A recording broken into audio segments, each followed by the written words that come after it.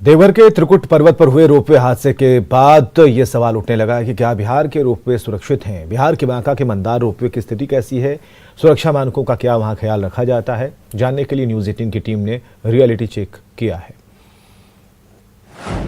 देवघर में दर्दनाक रोपवे हादसा।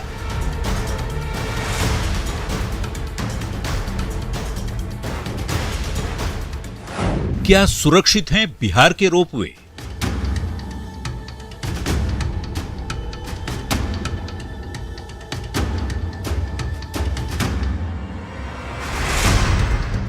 करके कल कोई दुर्घटना ना हो, जैसा कि आप बता रहे कि वहाँ पे हुआ है, वैसा चीज यहाँ पे देखने के लिए ना मिले, इसलिए प्रॉपर अगर मेंटेनेंस होता रहेगा।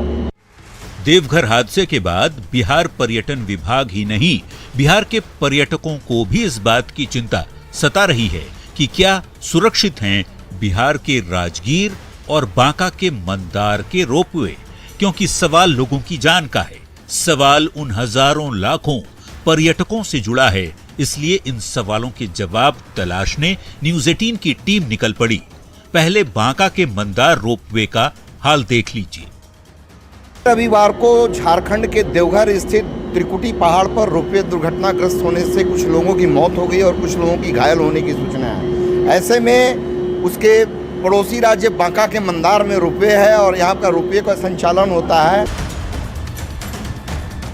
मंदार पर्वत पर चढ़ाई के लिए रोपवे का उद्घाटन कुछ ही महीनों पहले मुख्यमंत्री नीतीश कुमार ने किया था। मंदार रोपवे एक बार में 8 ट्रॉली के जरिए 32 पर्यटकों को एक साथ ऊपर ले जाती है।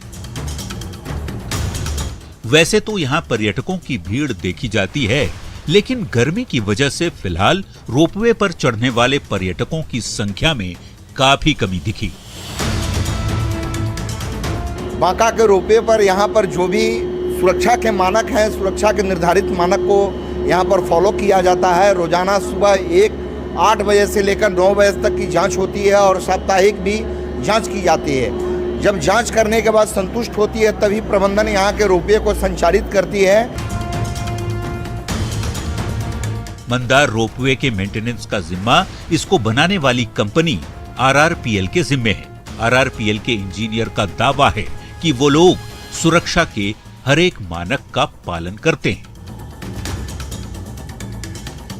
स्टार्टिंग में हम लोग शुरुआत में आते हैं तो हम लोग का एक चेक लिस्ट होता है जो मेंटेनेंस के पर्पज से है, तो हम लोग उसको देखते हुए सारा चीज़ करते हैं। तो चेक लिस्ट में आपको बता देता हूँ। तो उसमें फर्स्ट ऑफ ऑल तो हम लोग सिस्टम को रेडी करते हैं, जैसे कि हम लोग का जनरेटर हो गया, रेस्क्यू इंजन हो गया, बाकी सेफ्टी डिवाइस जो भी हमारे पास लगे हैं, इमरजेंसी हो गया, टावर चेकिंग हो गया और ये गियर बॉक्स वगैरह चेकिंग हो गया, उसका ऑयल ग्रीसिंग, ऊपर में हाइड्रोलिक है टेंशनिंग यूनिट के लिए। तो वो सब सारी चीज़ों को हम लोग सेफ्टी को चेक करते हुए फिर उसके बाद ये सारा चीज़ सही रहता है तो उसके बाद पैसेंजर को हम लोग रिलीज़ करते हैं।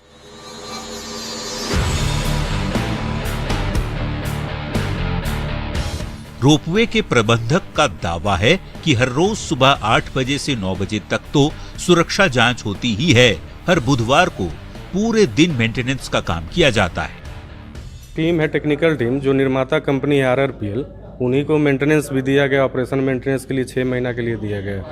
इस बीच में सुबह में प्रत्येक दिन 8 से 9 के बीच में इन लोगों के द्वारा ऑपरेशन और मेंटेनेंस के रिगार्डिंग में सारा कुछ जो भी नॉर्म्स है उसको फॉलो किया जाता है, सारा चेकअप किया जाता है। उनके बाद इनके द्वारा एक चेकलिस्ट प्रोवाइड कराया जाता है, जो हम लोग सारा कुछ चेक कर लिए, प्रॉपर चेक हो गया, आप टिकटिंग अब स्टार्ट कर सकते हैं। उसके बाद फिर हम लोग को टिकट काउंटर पे ऑर्डर दिया जाता है, उसके बाद टिकटिंग का स्टार्टिंग किया जाता है।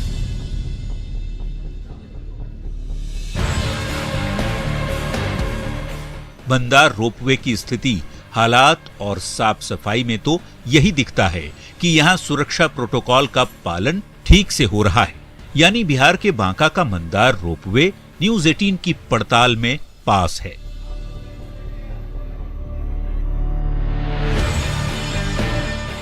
न्यूज 18 के लिए बांका के मंदार पर्वत से नागेंद्र द्विवेदी की रिपोर्ट।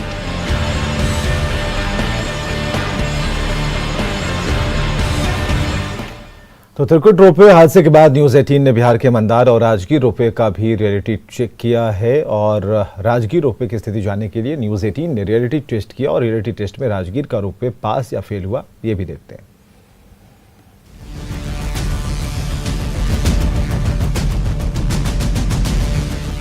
रत्नागिरी के शिखर पर पहुंचना तब से ज्यादा आसान हो गया जिस दिन से सीएम नीतीश कुमार ने राजगीर में 8 सीटर रोपवे का लोकार्पण किया। 19 करोड़ 38 लाख रुपए की लागत से बने इस रोपवे को लेटेस्ट टेक्नोलॉजी वाला माना जाता है, लेकिन सवाल है कि क्या राजगीर रोपवे का ठीक से मेंटेनेंस होता है? क्या सुरक्षित है राजगीर रोपवे का सफर? इन सवालों के जवाब तलाशने न्यूज 18 की टीम मौके पर पहुंची। नए रोपवे पर जो कल हादसा हुई वहाँ झारखंड में, तो यहाँ पर क्या मेंटेनेंस का ख्याल रखा जाए? यहाँ पे हमारा हादसा के बारे में तो हम लोग को उतना ज़्यादा पता नहीं है, बट हम लोग का जो डेली का मेंटेनेंस शेड्यूल है, हम लोग आते हैं यहाँ पे, हमारे सारे जो स्टाफ हैं तो वो संचालन से 2 घंटा पूर्व चले आते हैं, एक एक टावर पे जाके उसकी क्या स्थिति है फिजिकल वेरिफिकेशन करते हैं, उसका रोप की जांच की जाती है, उसके ग्रिप की जांच की जाती है। ग्रिप की जांच करने के बाद जितना मैकेनिकल टूल्स हैं जिससे भी किसी भी एक्सीडेंट की होने की संभावना दिखती हो, सारे के जांच करने के उपरांत इलेक्ट्रिकल पार्ट्स की भी जांच की जाती है कि क्या स्थिति है।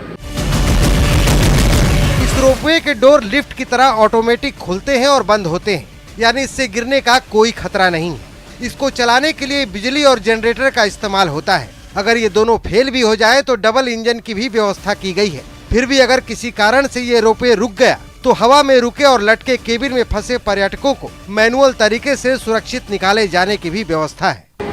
जैसा कि आप जानते हैं कि हमारे पास यहाँ 2 एक सर्विस ब्रेक, इमरजेंसी ब्रेक है, सारे टावर्स पे लिमिट स्विच है, ग्रिप लिमिट स्विच है, ग्रिप चेकिंग डिवाइस है। किसी प्रकार के फॉल्ट आने की सिचुएशन में ये सिस्टम ऑटोमेटिक रुक जाएगा, इमरजेंसी ब्रेक लग जाएगा और ऑटोमेटिक उसी पोजीशन में रुक जाएगा। उसके बाद जो भी फॉल्ट आया है उसको दूर करके आप पुनः इसको वापस चालू कर सकते हैं।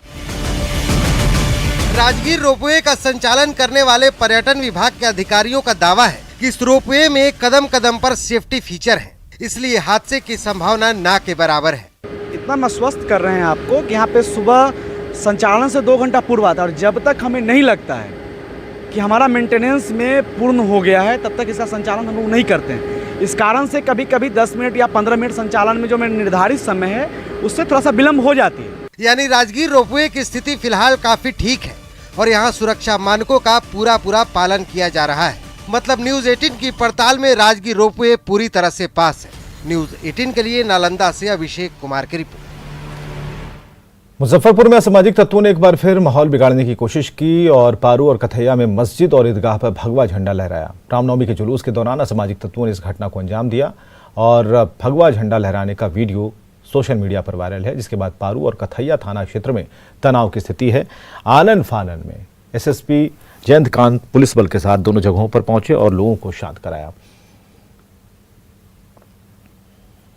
जो वीडियो वायरल हो रहा है उसमें जो लोग भी हैं उन लोग सभी जो आरोपी हैं, जो पारू एक थाना है मुजफ्फरपुर में, वहाँ के उस मामले में सभी जितने लोग हैं उन लोगों को भी पहचान कर ली गई है और इसमें पुलिस ने भी एक एफआईआर की है कि जिसमें लाइसेंस की शर्तों के उल्लंघन के कारण और बाकी अन्य धाराओं में भी एफआईआर हुई है। देवघर में कल रेस्क्यू के दौरान एक युवक की मौत के बाद स्थानीय लोगों ने बवाल काटा। स्थानीय लोगों ने देवघर दुमका मुख्य मार्ग को जाम कर दिया, हंगामा किया। मिलना है, सारे की प्रक्रिया शुरू हो गई है। आज शाम तक उम्मीद करते हैं कि उनको सारी जो भी मुआवजा है वो मिल जाएगा आज शाम तक। तो वो लोग रोड जाम क्यों किया? किस बात पे वही लोग बता पाएंगे। किस बात पड़े हुए हैं वही लोग बता पाएंगे। यही पला बड़ा है कहीं यहाँ सर गिरा है सर, यहाँ कहाँ करेंगे हम लोग सर? हम लोग धूप में करने का उनको बच्चा उच्चा भी कितना बच्चा? छोटा लड़का है तो हम लोग इतना कटी से उसको पोस पाल के बड़ा किया। और आप देखिए क्रिप्टो की समझ।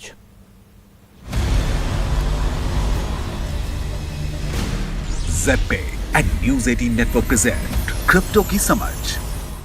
नमस्कार और स्वागत है क्रिप्टो की समझ में और मैं आपके साथ रंजना रावत। आज हम बात करेंगे डेफी यानी कि डिसेंट्रलाइज्ड फाइनेंस की।